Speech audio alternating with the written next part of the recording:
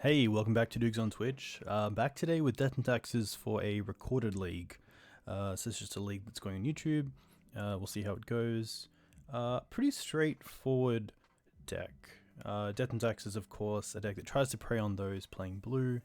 It has some really good ways to affect your opponent's mana in Wasteland and Rishadan Port.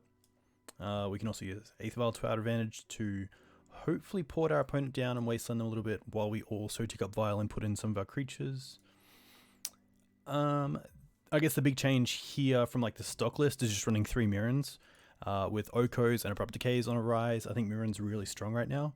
And also just a lot of green decks around. So Primetime decks at an all-time high with Primetime Stompy. Looking at Oko decks, Tarmogoyf decks.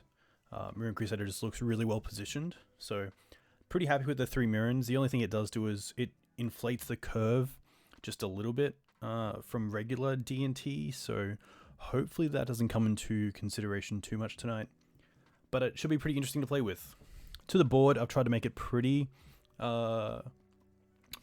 So Deafening Silence, a card that I really want to see in my opening hand against the decks that I want it for. That's why I have 3 in the list. I was going to have 4, but I think just because I want to try to have a good range of answers in my board, I'm happy to just have the 3 Deafening Silences.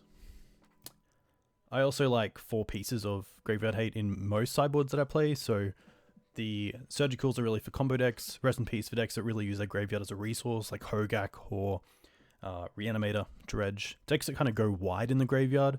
Surgical a lot better against decks that rely on 1 or 2 core pieces, and then there's those in the middle, like lands, where you do want to hit things like Life in a Loam and Punishing Fire, but also just shutting off their graveyard as a whole is really nice as well. For removal, I've broken it up, so 1 Path, 1 Council's Judgment, 1 Ballista, 1 Relic-Warder. I like this a lot. I do like having a second Path in here, but I'm okay with dropping that for now. The Path is for the faster decks, like Delver, especially against things like Rug Delver. Path might just be a better sort to Plowshares where they don't have the basic to go and fetch. Council's Judgment is an interesting one, kind of just an all-round solid removal piece. Deals a True Name, Oko, Jitte, really whatever's in front of you, which is nice. So I like Council's Judgment. And again, because this deck doesn't have anything like Ponder or Brainstorm, I probably advise running 2, but I think just because I haven't played Death and Taxes in a little while, I'm wanting to kind of rejig the sideboard and find out where the real we'll get there.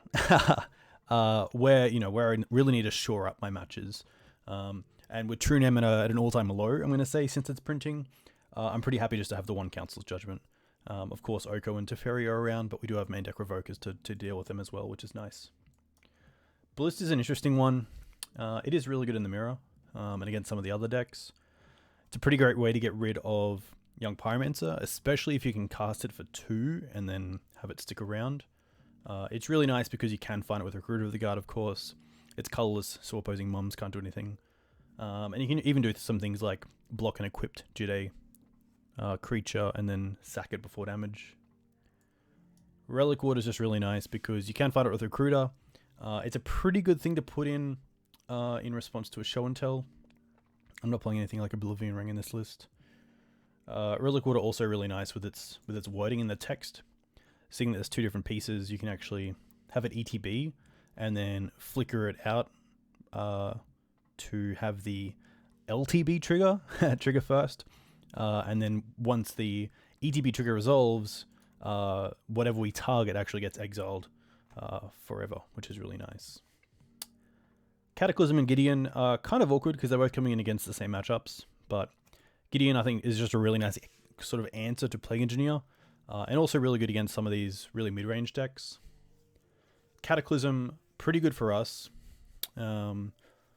With a Vial in play, it's definitely a lot better than without, but otherwise, some decks just can't come back from a Cataclysm, which is really nice. Really good against Miracles. These 4-color Snowco decks are going to be pretty good to bring in Cataclysm against. A lot of them rely on their Planeswalkers, and of course, Cataclysm deals with Planeswalkers really well. So that should be pretty interesting.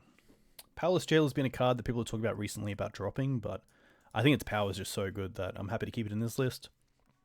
especially with Flickerwisp. It's just so easy to use Palace Jailer more than once and get some recurrable value out of it, which is nice. So I think because TNN is also an all-time low, I'm pretty happy to have it in the list. That's pretty much it. Let's see how this goes in a league, and I'll see you in round one. Thanks.